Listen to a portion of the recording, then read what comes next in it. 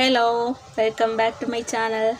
അപ്പോൾ കുറച്ച് ദിവസമായില്ലേ നമ്മൾ വീഡിയോസ് ചെയ്തിട്ട്. എനിക്ക് തോന്നുന്നു ഒരു 4-5 ദിവസമായി നമ്മൾ വീഡിയോസൊക്കെ ചെയ്തിട്ട്. ഞാനൊരു അല്പം തിരക്കിലായിരുന്നു, അതുകൊണ്ടാണ് വീഡിയോസൊന്നും എനിക്ക് ചെയ്യാൻ പറ്റാത്തത്.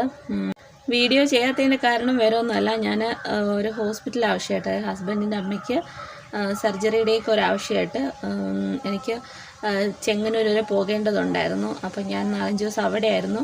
അതുകൊണ്ടാണ് നമ്മൾ വീഡിയോസൊന്നും അപ്ലോഡ് ചെയ്യാത്തത്. മമ്മി ഡയബറ്റിക്കാണ്. അപ്പോൾ നമ്മുടെ കാലിൻ്റെ വെള്ളയുണ്ടല്ലോ, കാലിൻ്റെ വെള്ളയിൽ ജസ്റ്റ് ഒരു തഴമ്പ് പോലെ വന്നിട്ട് അത് പഴുത്ത് കുറച്ചൊന്ന് വലുതായി.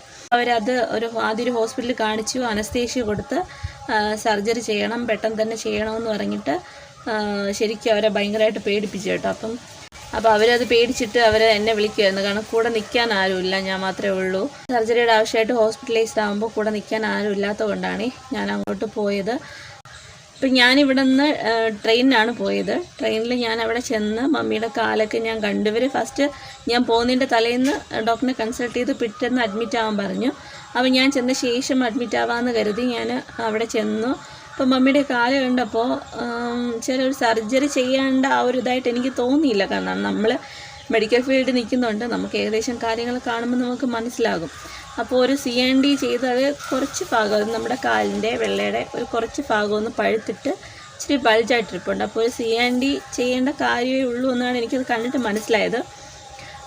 അപ്പോൾ അതിന് മുന്നേ തന്നെ ഇവരുടെ അടുത്ത് സർജറി വേണ്ടി വരും, സർജറിക്ക് ഒരു വലിയൊരു എമൗണ്ടൊക്കെ അവർ പറഞ്ഞിരുന്നു.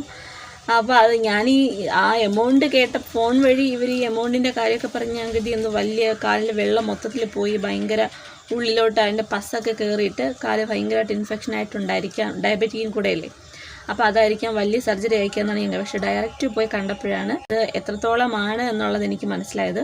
അപ്പോൾ ഞങ്ങൾ അന്ന് വീണ്ടും സർജനെ പോയി കാണാമെന്ന് കരുതി പോയപ്പോൾ അന്ന് അവിടെ സർജൻ ഇല്ല, എന്തോ എമർജൻസി ആയിട്ട് പുള്ളിക്കാരൻ ലീവ് എടുത്തു. പിറ്റേന്ന് ചെല്ലാൻ പറഞ്ഞു.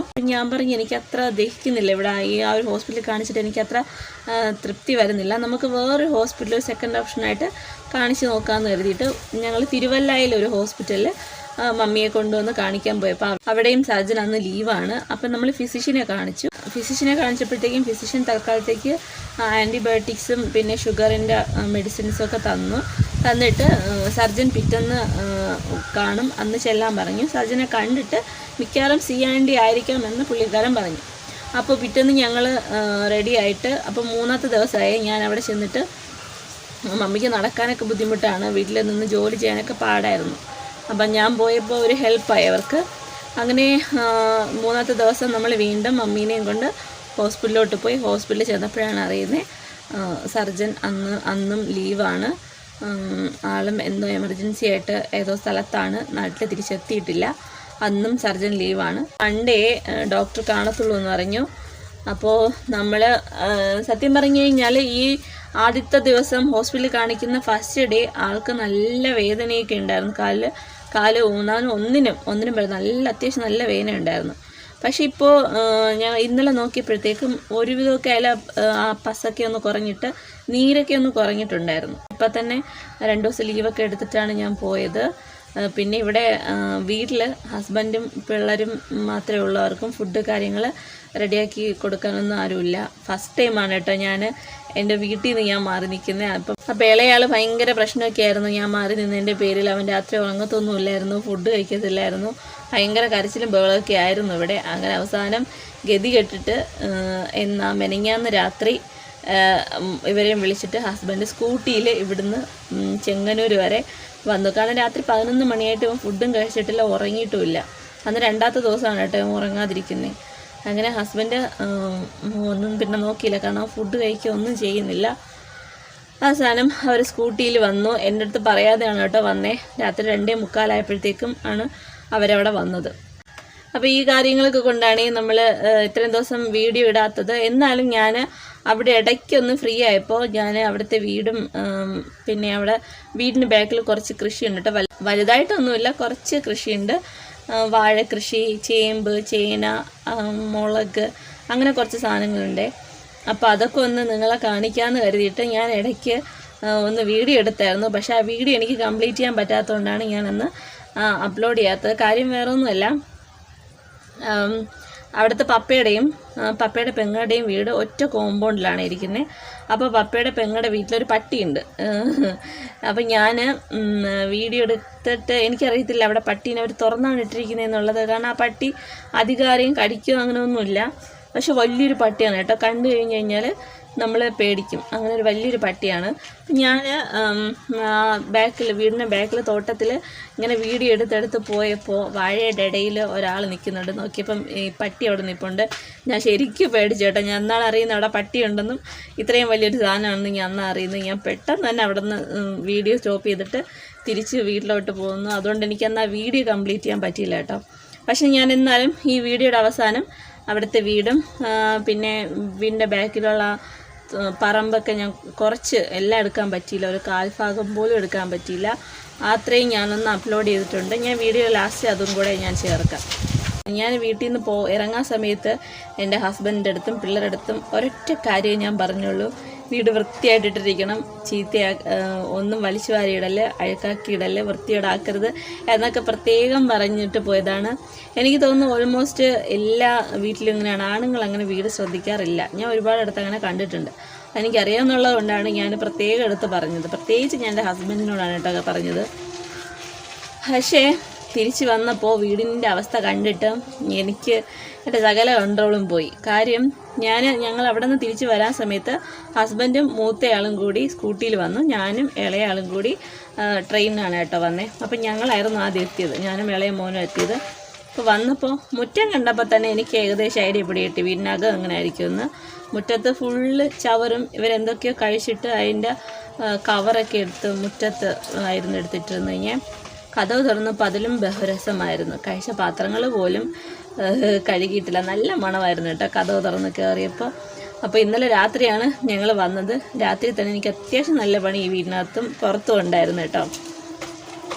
അങ്ങനെ ഞാൻ അതൊക്കെ എല്ലാം ഒതുക്കി ക്ലീൻ ചെയ്തിട്ടൊക്കെയാണ് ഇന്നലെ ഉറങ്ങിയത്.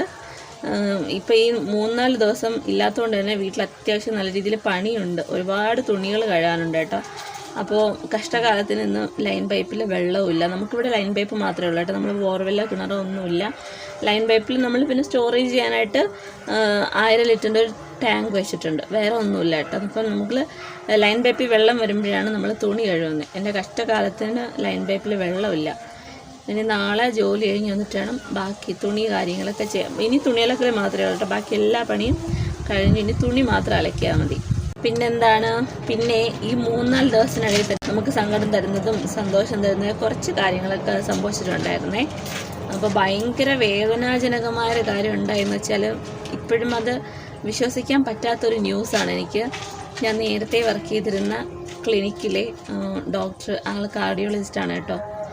പുള്ളിക്കാരൻ അറ്റാക്ക് വന്ന് മരിച്ചു. ഒട്ടും വിശ്വസിക്കാൻ പറ്റുന്നില്ല. ഞാൻ നേരത്തെ വർക്ക് ചെയ്തിരുന്ന ക്ലിനിക്കിലാണ്. അതിൻ്റെ തലേന്ന് കൂടി ആൾ ക്ലിനിക്കിലെ പേഷ്യൻസിനെയൊക്കെ നോക്കിയിട്ട് പോയതാണ്. അപ്പോൾ പിറ്റേന്ന് രാവിലെ ആണ് മരിക്കുന്നത്. അന്ന് രാവിലെ ഞാൻ ആദ്യം അറിയുന്ന ന്യൂസും അതാണേ. അപ്പം ഞാൻ ചെങ്ങന്നൂർ പോകുന്നതിൻ്റെ അന്ന് രാവിലെ ആയിരുന്നു ഈ സംഭവം നടന്നത്. രാവിലെ ഞാൻ കേട്ട ന്യൂസ് ഇതായിരുന്നു എനിക്ക്. കാരണം ഇതൊരു എമർജൻസി, ഹസ്ബൻഡിൻ്റെ അമ്മയുടെ ഒരു എമർജൻസി സിറ്റുവേഷൻ ആയതുകൊണ്ട് എനിക്കതും സ്കിപ്പ് ചെയ്യാൻ പറ്റിയില്ല, ഇവിടെ പോകാനും പറ്റിയില്ല. അപ്പോൾ ഹസ്ബൻഡ് അമ്മയുടെ ഹോസ്പിറ്റലിൽ ആവശ്യത്തിനായിട്ട് ചെങ്ങന്നൂർ പോകുന്നത് കൊണ്ട് എനിക്ക് സാറിൻ്റെ വീട്ടിൽ എനിക്ക് പോകാൻ പറ്റിയില്ല.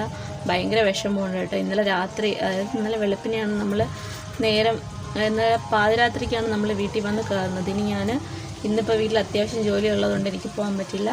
ഇനി ഇടയ്ക്കൊരു ദിവസം പോകണമെന്നുണ്ട്. ഭയങ്കര വിഷമം തോന്നി കേട്ടോ. അത് കേട്ടപ്പോൾ ഒട്ടും തന്നെ അക്സെപ്റ്റ് ചെയ്യാൻ പറ്റുന്നൊരു കാര്യമല്ല. പ്രത്യേകിച്ച് ആളൊരു കാർഡിയോളജിസ്റ്റും കൂടെ ആയിരുന്നു. തലേന്ന് വരെ പേഷ്യൻറ്റിനെ നോക്കിയിട്ട് പോയ ഒരാളും കൂടാണ്. അപ്പോൾ അതൊട്ടും വിശ്വസിക്കാൻ പറ്റുന്നൊരു കാര്യമല്ല. പിന്നെ രണ്ടാമത് എന്നെ ഭയങ്കരമായിട്ട് വിഷമിച്ചൊരു കാര്യം, ഞാനിപ്പോൾ വർക്ക് ചെയ്യുന്ന സ്ഥാപനത്തിലെ എനിക്കൊക്കെ ഒരുപാട് മുന്നേ, അതായത് 20 വർഷമായിട്ട് അവിടെ വർക്ക് ചെയ്യുന്നൊരു ചേച്ചി റിസൈൻ ചെയ്യുമായിരുന്നു. അപ്പം ഞാനുമായിട്ട് ഭയങ്കര കൂട്ടാണ് കേട്ടോ. പുള്ളിക്കാരി ഭയങ്കര കൂട്ടാണ്. ഒരു ആത്മബന്ധം ഉണ്ടെന്നൊക്കെ വേണമെങ്കിൽ പറയാം. അത്രയ്ക്ക് കൂട്ടായിരുന്നു. അപ്പോൾ പുള്ളിക്കാരി റിസൈൻ ചെയ്ത് ലാസ്റ്റ് ദിവസമായിരുന്നു ഞാൻ ഈ ചെങ്ങന്നൂർ പോകുന്ന ദിവസം. അപ്പം അന്ന് പുള്ളിക്കാരിക്ക് സെൻഡ് ഓഫ് ഒക്കെ കൊടുക്കുന്നുണ്ടായിരുന്നു കേട്ടോ. അതിൽ പങ്കെടുക്കാനോ അവസാനം ഒന്ന് പോകുന്നതുമായിട്ട് ശരിക്കും ചേച്ചി നിർത്തി പോകുന്നോ കാണാൻ എനിക്ക് ഒട്ടും ആഗ്രഹമില്ല. അത് വേറൊരു കാര്യം. അത് സ്കിപ്പായത് ഒരു രീതിയിൽ ആശ്വാസം എന്നുള്ളത്. അതായത് അന്ന് ഞാൻ അവിടെ ഇല്ലാതിരുന്നത് എനിക്കൊരുവിധ ആശ്വാസമാണ്. കാരണം അവിടെ ഉണ്ടായിരുന്നെങ്കിൽ ഞാൻ കരഞ്ഞ് കുളിച്ചേനെ. പിന്നെ എന്താ, അപ്പം ഇനി അവിടെ ഡ്യൂട്ടിക്ക് പോകുമ്പോൾ ചേച്ചി അവിടെ ഇല്ല എന്നുള്ളത് ഭയങ്കര ഒരു വിഷമമാണ്. എന്നാലും അടുത്താണ് കേട്ടോ ചേച്ചിയുടെ വീട്, നമുക്ക് എപ്പോൾ വേണേലും പോയി കാണാം പുള്ളിക്കാരിനെ. പക്ഷെ കൂടെ ഡ്യൂട്ടിക്ക് ആളില്ല എന്നുള്ളത് ഒരു വിഷമമുള്ളൊരു കാര്യമാണ്. പിന്നെ ഒരു സന്തോഷമുള്ള കാര്യം എന്ന് പറയുന്നത്, നമ്മൾ ഏകദേശം ഒരു മാർച്ച് അവസാനം തൊട്ട് മെയ് 9 വരെ കാത്തിരുന്ന SSLC റിസൾട്ട്. എൻ്റെ മൂത്ത മോൻ SSLC എക്സാം എഴുതി നിൽക്കുമായിരുന്നേ. അപ്പോൾ മോൻ്റെ റിസൾട്ട് 9-ാം തീയതി, എല്ലാവർക്കും അറിയാലോ 9-ാം തീയതി റിസൾട്ടായിരുന്നു. അവൻ്റെ റിസൾട്ട് വന്നു. പക്ഷേ എങ്കിൽ അവന് ഏറ്റവും മാർക്ക് കുറഞ്ഞു പോയത് SS-നാണ്. എക്സാം എഴുതി വന്നിട്ട് അവൻ പ്രത്യേകം എടുത്ത് പറഞ്ഞു, എനിക്ക് SS-ന് C+ഓ C അതിൽ കൂടുതൽ അമ്മ പ്രതീക്ഷിക്കേണ്ട, എനിക്ക് കൂടുതൽ കിട്ടത്തില്ല, ഞാൻ അത്രയ്ക്കൊക്കെ അതിൽ എഴുതിയിട്ടുള്ളൂ, പാടായിരുന്നു, എക്സാം പാടായിരുന്നു എന്ന് അവൻ പറഞ്ഞു. അവൻ പഠിച്ചിട്ടുണ്ടായിരുന്നു, പക്ഷേ അവന് എക്സാം പാടായിരുന്നു. പിന്നെ അവൻ A+ കൂടുതൽ പ്രതീക്ഷിച്ചിരുന്നുണ്ട്. അവൻ നല്ല രീതിയിൽ പഠിച്ച് എഴുതിയിട്ടുണ്ടായിരുന്നു, അതെനിക്കും അറിയാം. നല്ല രീതിയിൽ അവന് വീട്ടിൽ നിന്ന് പഠിച്ചിട്ടുണ്ടായിരുന്നു. റിസൾട്ട് അവന് അക്സെപ്റ്റ് ചെയ്യാൻ പറ്റുന്നൊരു റിസൾട്ടല്ല വന്നത്. അവന് 2 A+, 3 A, 3 B+, 1 B, 1 C, ഇതാണ് അവൻ്റെ റിസൾട്ട്. പക്ഷെ ഞാൻ ഹാപ്പിയാണ് കേട്ടോ. കാരണം അവൻ കോപ്പി അടിച്ചോ തുണ്ട് വെച്ചോ ഒന്നുമല്ല എഴുതിയത്. അവൻ എന്താണോ പഠിച്ചത് അത് പോയി അവൻ എഴുതി, അതിനുള്ള മാർക്ക് അവന് കിട്ടി. പക്ഷെ അവൻ്റെ റിസൾട്ടിൽ ഞാൻ ഹാപ്പിയാണ് കേട്ടോ. കാരണം അവൻ കോപ്പി അടിക്കുകയോ ഒന്നും ചെയ്യാതെ അവൻ സ്വന്തമായിട്ട് പഠിച്ച് എഴുതി അവനെടുത്ത മാർക്കാണ്. അതിൽ എനിക്ക് ഹാപ്പിയാണ്, എനിക്കൊരു വിഷമോ കാര്യങ്ങളോ ഒന്നുമില്ല. പക്ഷെ അവൻ റീവാലുവേഷന് കൊടുക്കണം, അവനത് ആ മാർക്കിൽ അവൻ സാറ്റിസ്ഫൈഡ് അല്ല എന്നാണ് അവൻ പറയുന്നത്. റീവാലുവേഷന് കൊടുക്കണമെന്നാണ് പറയുന്നത്. ഞാനും അവൻ അങ്ങനെ പറഞ്ഞപ്പോൾ ഞാനും ഒന്ന് ചിന്തിച്ചു, റീവാലുവേഷന് കൊടുക്കാം എന്ന്, മാർക്ക് എന്തെങ്കിലും കൂടുതൽ കിട്ടുന്നെങ്കിൽ കിട്ടട്ടെ എന്ന് കരുതി. ഇപ്പം എല്ലാവർക്കും ഒന്നും ഫുൾ A+ എടുക്കാൻ പറ്റിയിരിക്കണമില്ലല്ലോ. അപ്പം എൻ്റെ മോന് ഫുൾ A+ കിട്ടാത്തതുകൊണ്ട് ഞാൻ ഈ ഡയലോഗൊക്കെ ഒന്നും അടിക്കുന്നില്ല. ഇപ്പോൾ A+ കിട്ടിയാലും ഇല്ലെങ്കിലും ഞാൻ ഇതേ പറയത്തുള്ളൂ. അപ്പോൾ എന്തായാലും എൻ്റെ മോൻ്റെ റിസൾട്ടിൽ ഞാൻ തൃപ്തിയാണ്.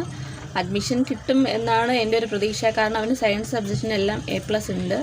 അപ്പോൾ അഡ്മിഷൻ കിട്ടും എന്നാണ് എൻ്റെ ഒരു പ്രതീക്ഷ. നമുക്ക് നോക്കാം, കിട്ടുമായിരിക്കാം എന്നാണ് എൻ്റെ ഒരു പ്രതീക്ഷ. പിന്നെ വേറൊരു സന്തോഷം എന്ന് പറയുന്നത്, എനിക്ക് എൻ്റെ ഹസ്ബൻഡിൻ്റെ അമ്മയുടെ അടുത്ത് ഞാൻ അധികം നിന്നിട്ടില്ല. പിന്നെ വേറൊരു സന്തോഷകരമായ കാര്യം എന്ന് പറയുന്നത്, ഞാൻ കല്യാണം കഴിഞ്ഞിട്ട് ഹസ്ബൻഡിൻ്റെ അമ്മയുടെ കൂടെ അധികം നിന്നിട്ടില്ല കേട്ടോ. കാരണം ഇവർ ഗൾഫിലേക്ക്, ഹസ്ബൻഡ് അമ്മയൊക്കെ ഗൾഫിലായിരുന്നു. കല്യാണത്തിന് വേണ്ടി ലീവ് എടുത്ത് വന്നിട്ട് ഒരാഴ്ച കഴിഞ്ഞപ്പോൾ അവർ പോയി. ഹസ്ബൻഡ്, എൻ്റെ മോന് 1 വയസ്സായപ്പോൾ ഹസ്ബൻഡ് ഗൾഫിൽ പോയി. എന്നെ ഇവിടെ ആക്കിയിട്ടാണ് ട്രിവാൻഡ്രത്ത് ആക്കിയിട്ടാണ് ആൾ പോയത്. പിന്നെ നമ്മളിവിടെ അങ്ങ് സെറ്റിൽഡായിട്ടോ. കാരണം അവിടെ ആരും ഇല്ലല്ലോ. അപ്പം നമ്മളിവിടെ തന്നെ അങ്ങ് സെറ്റിൽഡായി. അപ്പോൾ അധികം മമ്മിയുടെ അടുത്ത് അങ്ങനെ നിൽക്കാനോ ഒന്നും പറ്റിയില്ല. എന്തെങ്കിലും ആവശ്യമായിട്ട് വല്ലപ്പോഴും ഇങ്ങനെ പോകുമെന്നല്ലാതെ അധികം നിൽക്കാനോ അവിടുത്തെ തിരുനാളിനൊക്കെ ഒന്നും അങ്ങനെ പോകാൻ പറ്റിയിട്ടില്ല. കാരണം ജോലിക്ക് പോകുന്നതല്ലേ, ലീവ് കിട്ടണമെന്നില്ല. അപ്പോൾ എന്തോ ഒരു ഭാഗ്യം പോലെ ഇപ്രാവശ്യം അവിടെ തിരുനാളായിരുന്നു കേട്ടോ. എനിക്കറിയത്തില്ലായിരുന്നു തിരുനാളാണ് എന്നുള്ള കാര്യം. തിരുനാളിന് പങ്കെടുക്കാൻ പറ്റുമെന്ന് മമ്മിക്ക് പോലും അറിയത്തില്ലായിരുന്നു. കാരണം ഇപ്രാവശ്യം തിരുനാളിന് പങ്കെടുക്കാൻ പറ്റത്തില്ല എന്നാണ് മമ്മിയും കരുതിയത്. കാരണം സർജറി ആണെന്ന് പറഞ്ഞിരിക്കുമല്ലായിരുന്നോ. അതുകൊണ്ട് തിരുനാളിന് പങ്കെടുക്കാൻ പറ്റുമെന്ന് മമ്മിക്കും പപ്പയ്ക്കും അറിയത്തില്ലായിരുന്നു. എന്തോ ഒരു ഭാഗ്യം കൊണ്ട് തിരുനാളിന് പങ്കെടുക്കാൻ പറ്റി. നമ്മൾ സർജറിയൊക്കെ നീട്ടി വെച്ചതുകൊണ്ടാണ് കേട്ടോ. പക്ഷെ ഒരു വിഷമകരമായ കാര്യമെന്ന് പറയുന്നത്, ഞാൻ പോയിട്ട് ഒരു പ്രയോജനമില്ലാത്ത രീതിയിലായി പോയില്ലേ എന്നൊരു വിഷമമുണ്ട്. ഏതോ ഹോസ്പിറ്റലിൽ കൊണ്ടുപോയി C&D ചെയ്തെങ്കിലും അതൊന്ന് ഓക്കെ ആക്കിയിട്ട് വന്നിരുന്നു എങ്കിൽ കുഴപ്പമില്ലായിരുന്നു. കാരണം ആളുടെ കാലിപ്പോഴും ക്ലിയർ ആയിട്ടില്ല, അധികം ലീവ് എടുക്കാൻ പറ്റത്തില്ല. അതുകൊണ്ടാണ് ഞാൻ പെട്ടെന്ന് ഇങ്ങ് പോകുന്നത്. പക്ഷേ കാലിൻ്റെ കാര്യത്തിൽ തീരുമാനം ആകാതെ വന്നാൽ വിഷമമുണ്ട്. പിന്നെന്താ, അപ്പോൾ അവിടെ ചെന്ന് എന്നാൽ വെള്ളിയും ശനിയും അവിടെ തിരുനാളായിരുന്നു കേട്ടോ പള്ളിയിൽ. അപ്പോൾ അവിടെ ചപ്രമൊക്കെ ഉണ്ടായിരുന്നു. അവരുടെ നാട്ടിൽ റാസ എന്നാണ് കേട്ടോ അതിനെ പറയുന്നത്. അപ്പം ഞാൻ ചപ്രത്തിനൊക്കെ പോയിരുന്നു, പള്ളിയിലൊക്കെ പോയിരുന്നു. തിരുനാൾ കുർബാനയ്ക്ക് പോയില്ലായിരുന്നു കേട്ടോ. കാരണം അന്ന് നമ്മൾ ഹോസ്പിറ്റലിൽ പോകണമായിരുന്നു മമ്മിയും കൊണ്ട്. അപ്പോൾ അന്ന് ഹോസ്പിറ്റലിൽ പോയിരുന്നു. അപ്പോൾ അങ്ങനെ ആദ്യമായിട്ടാണ് ഹസ്ബൻഡിൻ്റെ അമ്മേൻ്റെ കൂടെയൊക്കെ ഞാൻ തിരുനാളിന് പങ്കെടുക്കുന്നത്. അതൊരു അപ്രത്യക്ഷമായിട്ടുള്ള പങ്കെടുക്കലായിരുന്നു കേട്ടോ. പിന്നെന്താ, എല്ലാവരും പ്രാർത്ഥിക്കണം അമ്മയ്ക്ക് കാല് വലിയ ഓപ്പറേഷനൊന്നും ഇല്ലാതെ ജസ്റ്റ് ഒരു സിയാൻഡിയൊക്കെ ആണെങ്കിലും പിന്നെയും പ്രശ്നമില്ല. കാരണം ആളെ ഡയബറ്റിക്കാണ്. എനിക്കൊരു പേടിയുണ്ട് കേട്ടോ, ഉള്ളിലോട്ട് ആ പഴുപ്പ് കയറുമോ എന്നൊരു കാര്യം. ഇത്രയും ദിവസമായില്ലേ, എന്തോ നമ്മുടെ കഷ്ടകാലത്തിന് പോകുന്നിടത്തൊന്നും ഡോക്ടേഴ്സ് ഇല്ല. സർജറി പറഞ്ഞിരുന്ന ഡോക്ടറും സമയത്തിനില്ല. എമർജൻസി ആയിട്ട് അവർക്കും എന്തൊക്കെ എമർജൻസി ആയിട്ട് സർജറി പറഞ്ഞിരുന്ന ഡോക്ടേഴ്സും ഇല്ല. ഡയബറ്റിക്കായിട്ട് നല്ല പേടിയുണ്ട്, അതിനിരുന്ന് ഇൻഫെക്ഷനൊക്കെ കൂടുമോ എന്നൊരു പേടിയുണ്ട്. അപ്പോൾ എല്ലാവരും പ്രാർത്ഥിക്കണം കാല് എത്രയും വേഗം സുഖമാവാൻ. അപ്പോൾ നമ്മൾ ചെങ്ങന്നൂരിൽ നിന്ന് കുറച്ച് വീഡിയോസ് എടുത്തിട്ടുണ്ടായിരുന്നേ. അപ്പോൾ ആ വീഡിയോ നമുക്ക് കണ്ടിട്ട് വരാം. ഹലോ, എല്ലാവർക്കും എൻ്റെ പുതിയൊരു വീഡിയോയിലോട്ട് സ്വാഗതം. നിങ്ങളിപ്പോൾ ആലോചിക്കുന്നതായിരിക്കും ഇതെന്താ പുതിയൊരു ബാക്ക്ഗ്രൗണ്ടാണ്. അപ്പം നിങ്ങൾ ഉദ്ദേശിച്ചത് ശരിയാണ് കേട്ടോ. ഞാൻ പെട്ടിയും കിടക്കയൊക്കെ കെട്ടിപ്പൊക്കി നാട് വിട്ടു. ഞാനിപ്പോൾ ഉള്ളത് ചെങ്ങന്നൂരാണ്, ഹസ്ബൻഡിൻ്റെ അമ്മയുടെ വീട്ടിലാണ്. അമ്മയ്ക്ക് സുഖമില്ല, പെട്ടെന്നൊരു സർജറി പറഞ്ഞു. അപ്പോൾ ഹോസ്പിറ്റലിൽ കൂടെ നിൽക്കാൻ ഞാൻ വന്നതാണ്. അപ്പോൾ ഹസ്ബൻഡിൻ്റെ പിള്ളേരൊന്നും വന്നിട്ടില്ല, ഞാൻ മാത്രമേ വന്നിട്ടുള്ളൂ. കാരണം ഹസ്ബൻഡിന് അവിടെ വർക്ക് വെച്ച് കൂടുതലുള്ളതുകൊണ്ട് ഹസ്ബൻഡ് വന്നില്ല. പിന്നെ പിള്ളേരെ നമുക്ക് ഹോസ്പിറ്റലൊന്നും അങ്ങോട്ടും ഇങ്ങോട്ടും കൊണ്ട് അലഞ്ഞു തിരിയാൻ പറ്റത്തില്ലല്ലോ, അതുകൊണ്ട് അവരെ കൊണ്ടുവന്നിട്ടില്ല, ഞാൻ മാത്രമേ വന്നിട്ടുള്ളൂ. പിന്നെ ഇന്ന് ഹോസ്പിറ്റലിൽ മമ്മിയെ കൊണ്ട് കാണിച്ചു. നാളെയാണ് നമ്മൾ ഹോസ്പിറ്റലിൽ അഡ്മിറ്റ് ആവുന്നത്. അപ്പോൾ ഞാൻ കരുതി എന്തായാലും ഇവിടെ വന്നതല്ലേ, അപ്പം വീടും ഇവിടെ കുറച്ച് കൃഷി കാര്യങ്ങളൊക്കെ ഉണ്ട്, വലുതായിട്ടില്ല ചെറുതായിട്ട്. അപ്പോൾ അതൊക്കെ ഒന്ന് നിങ്ങളെ കാണിക്കാമെന്ന് കരുതി. അപ്പം നമുക്ക് നേരെ വീഡിയോയിലോട്ട് പോകാം. അപ്പോൾ ഇതാണ് ചെങ്ങന്നൂരത്തെ വീട്. നമ്മുടെ കഴിഞ്ഞ വെള്ളപ്പൊക്കത്തിന് ഈ ഗ്രൗണ്ട് ഫ്ലോറും പിന്നെ ഈ മേളത്തെ ഫ്ലോറിലും വെള്ളം കയറിയിട്ടുണ്ടായിരുന്നേ. ഈ ഗ്രൗണ്ട് ഫ്ലോർ മൊത്തം വെള്ളത്തിനടിയിലായിരുന്നു. ഈ ഗ്രൗണ്ട് ഫ്ലോർ നിറഞ്ഞിട്ട് മേളത്തെ ഫ്ലോറിലൊക്കെ വെള്ളം നിറഞ്ഞിട്ടുണ്ടായിരുന്നു. പിന്നെ അതിനുശേഷം നമ്മൾ പെയിൻ്റൊക്കെ അടിച്ച് സെറ്റാക്കി എടുത്തതാണ് ഈ വീട്. ഇനി വീടിൻ്റെ ബാക്കിൽ കുറേ കൃഷി കാര്യങ്ങളുണ്ട്. പിന്നെ ഇവിടെ അധികം ഫ്രണ്ടിൽ വലുതായിട്ട് ചെടികളില്ല കേട്ടോ, കാരണം ഇവിടെ നോക്കാനൊന്നും ആരുമില്ലല്ലോ, അമ്മയും പപ്പയും മാത്രമേ ഉള്ളൂ. അപ്പോൾ അധികം നോക്കാനൊന്നും ആരും ഇല്ലാത്തതുകൊണ്ട് അങ്ങനെ അധികം ചെടികളൊന്നുമില്ല കേട്ടോ, ഈ കാണുന്നതൊക്കെ ഉള്ളൂ. അപ്പോൾ നമുക്ക് നേരെ ബാക്കിലോട്ട് പോകും. അപ്പം നമ്മളിപ്പോൾ വീടിൻ്റെ ബാക്ക് സൈഡിൽ വന്നേക്കുവാണ്. ഇതാണ് വീടിൻ്റെ ബാക്ക് സൈഡ്. ഇവിടെ കോഴിയൊക്കെ ഉണ്ട് കേട്ടോ, അവിടെ അലഞ്ഞു തിരിഞ്ഞ് നടപ്പുണ്ട്. ഇവിടാണ് നമ്മുടെ കൃഷിയൊക്കെ ഉള്ളത്. വലുതായിട്ടൊന്നുമില്ല കേട്ടോ, ചെറിയ കൃഷിയൊക്കെ ഉള്ളൂ.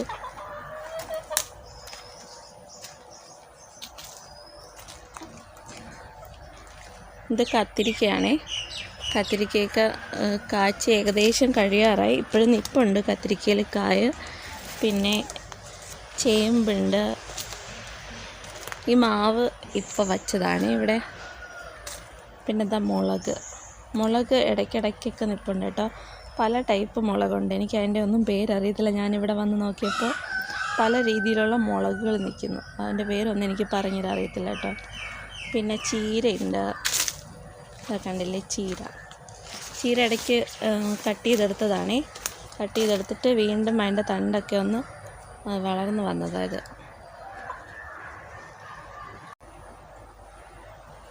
പിന്നെ ഇവിടെ ഇടയ്ക്കിടയ്ക്ക് വാഴ വെച്ചിട്ടുണ്ട്. വാഴക്കൃഷി ശരിക്കും നമുക്ക് അപ്പുറത്തുണ്ട്, അപ്പുറത്തെ സൈഡ് നല്ല രീതിക്ക് വാഴ വെച്ച് പിടിപ്പിച്ചിട്ടുണ്ട്.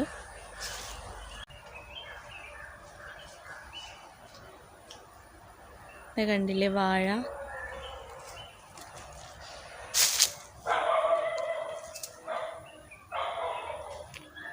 ഈ കാണുന്നെല്ലാം ഇവിടുത്തെ പറമ്പാണ് കേട്ടോ.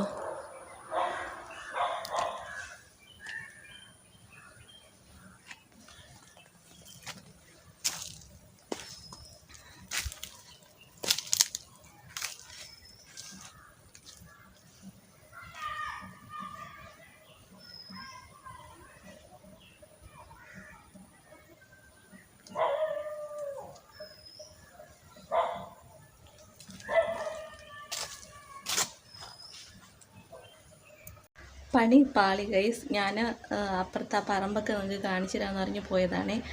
അപ്പോഴത്തേക്കും ഇവിടുത്തെ പപ്പയുടെ സഹോദരിയുടെ വീടാണ് തൊട്ടപ്പുറത്തുള്ള.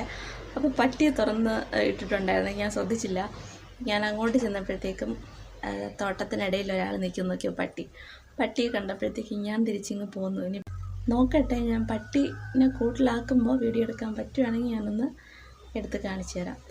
അപ്പോൾ ഇത്രയേ ഉള്ളൂ ഇന്നത്തെ വീഡിയോ. ഞാൻ എപ്പോഴും പറയുന്ന പോലെ തന്നെ എൻ്റെ ചാനൽ സബ്സ്ക്രൈബ് ചെയ്യാതെ കാണുന്ന ആരെങ്കിലും ഉണ്ടെങ്കിൽ ദയവായിട്ട് സബ്സ്ക്രൈബ് ചെയ്യുക. കൂടെ തന്നെ തൊട്ടടുത്തുള്ള ബെല്ലൈക്കൺ കൂടെ ഞെക്കിയാൽ ഞാനിടുന്ന വീഡിയോസിൻ്റെ എല്ലാ നോട്ടിഫിക്കേഷനും നിങ്ങൾക്ക് കിട്ടുന്നതായിരിക്കും. അതേപോലെ തന്നെ ഞാനിടുന്ന വീഡിയോസൊക്കെ നിങ്ങൾക്ക് ഇഷ്ടപ്പെട്ടാൽ ലൈക്ക് ചെയ്യുക, ഷെയർ ചെയ്യുക. നിങ്ങളുടെ ഫീഡ്ബാക്കൊക്കെ കമൻറ്റ് ബോക്സിൽ അറിയിക്കുകയും വേണം. അപ്പോൾ നമുക്ക് പുതിയൊരു വീഡിയോ ആയിട്ട് കാണുന്നതായിരിക്കും. ബൈ.